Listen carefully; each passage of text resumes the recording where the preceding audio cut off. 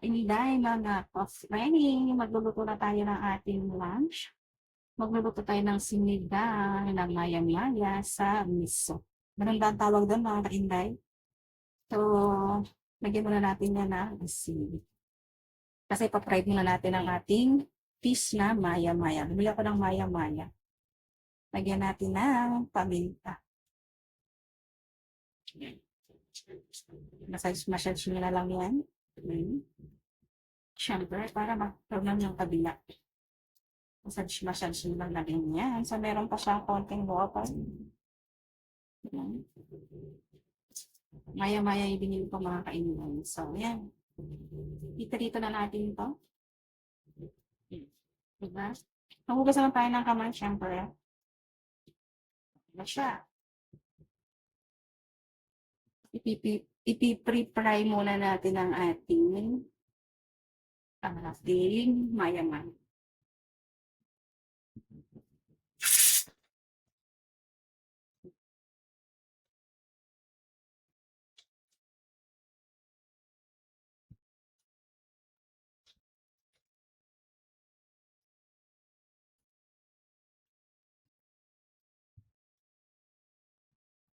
So, dahil sa natin baliktaran, parang kailangan yung ating mga fry. Ayan. Diba? Perfect.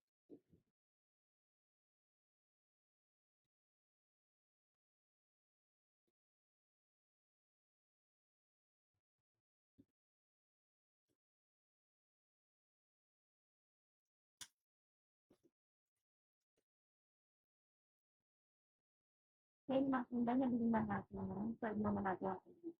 Kaya nag-aisa nila natin. Nakati fry na maya-maya.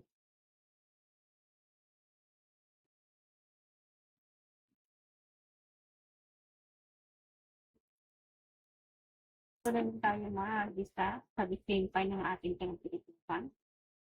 Sabay lang tayo din ng mula, bawang at sibuyas. Ayan. Pag ganyan na siya, lagyan na natin yung ating kamatis.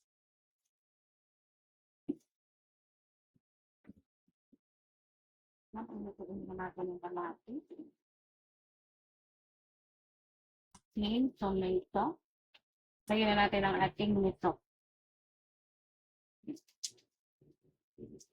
Lagyan na natin ng malutin dyan. Lagyan na natin ng sabaw. Pagpapagan muna natin yan. Pinapulutulo muna yung mga kainin natin. Saka natin siya titimplahan ang ating sabaw. So, lagyan na natin ang ating fish. Para matintihan na natin.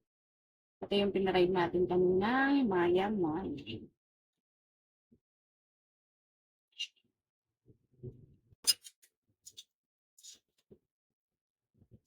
Okay, kung ano na natin yan. Medyo na parang natin isang wow. So, wawan muna natin mga kainbay. Natin ang ating sinigang sans. Panti lang muna. Kasi masyadong lang siyang umasin. Tintihan na lang natin. Megas-megas. Siyempre, pawagan muna natin. Talagyan na natin ang ating mustasa. Kukulan lang din natin.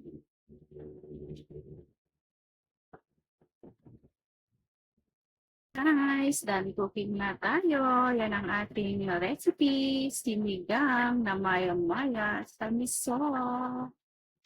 Yun na guys. Thank you for watching. Bye!